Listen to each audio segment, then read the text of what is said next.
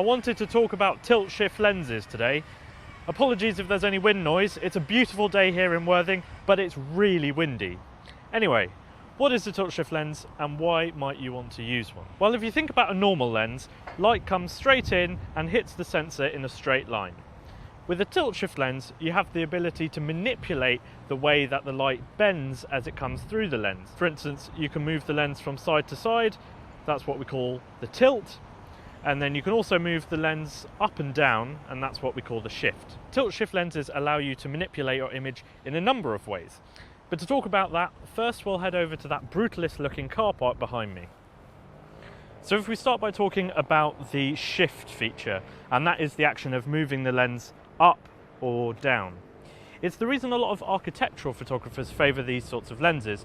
Reason being that it can help to even out the distortion, the perspective distortion that we get when we photograph tall buildings, or really anything with straight lines, maybe the interiors of houses. To get an idea of what this means, if you're taking a picture of a tall building, by and large you're going to be at the bottom of it facing upwards. So the image is going to look a little something like this. As you can see, any vertical lines towards the edges of the image, so the edges of buildings, as the building gets taller, they converge like this, they get closer.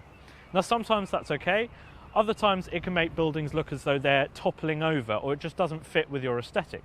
So what you can do with a tilt-shift lens is take that same frame of the building with it all fitted in, but maintaining the straight lines of the image. So if I show you what that means, first we start by pointing our camera so that its sensor is parallel to the face of the building, and then we can shift our lens upwards until all the building is back in the frame again.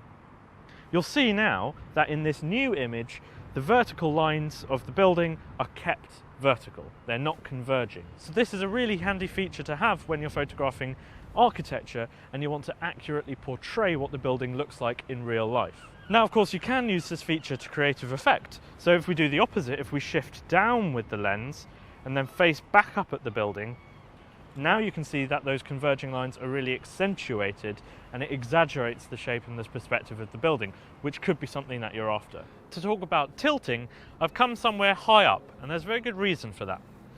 So tilting is all about being able to control what's in focus, but in a very creative way. So when you take a photo normally, everything that's in focus, your plane of focus, is directly parallel to the sensor of the camera. With a tilt-shift lens, you can change the angle and direction of that plane of focus. You can have it going vertically, horizontally, or at an angle. Now, if you want your focus plane to be horizontal across your frame, then it's just a case of adjusting the tilt knob. But if you want to flip it to being vertical or at an angle, then there's a small lever which allows you to rotate the lens. This is also handy for when you're switching between landscape and portrait. Likewise, you can rotate the shift portion of the lens to match your shooting orientation with another small lever.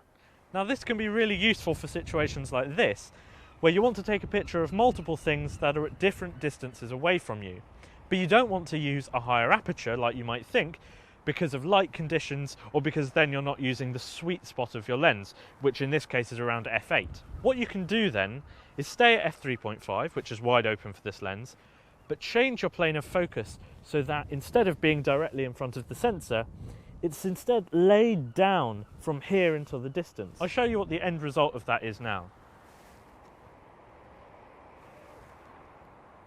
That's a pretty crude example, I know, but it gives you an idea of just how much you can achieve in your lens without going through post-production. The other thing you often see people do with the tilt-shift lens is use that very stark difference between what's in focus and out of focus for creative effect.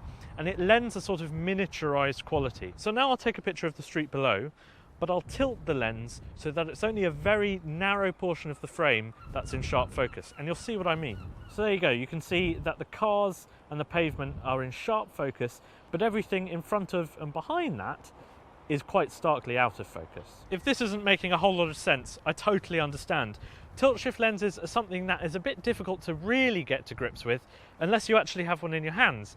So that's what, of course, I'd recommend that you go and try one out, because as soon as you do that, you'll start to understand just what the appeal is. Of course, it's worth bearing in mind that you can use tilt and shift in conjunction with each other to really nice effect.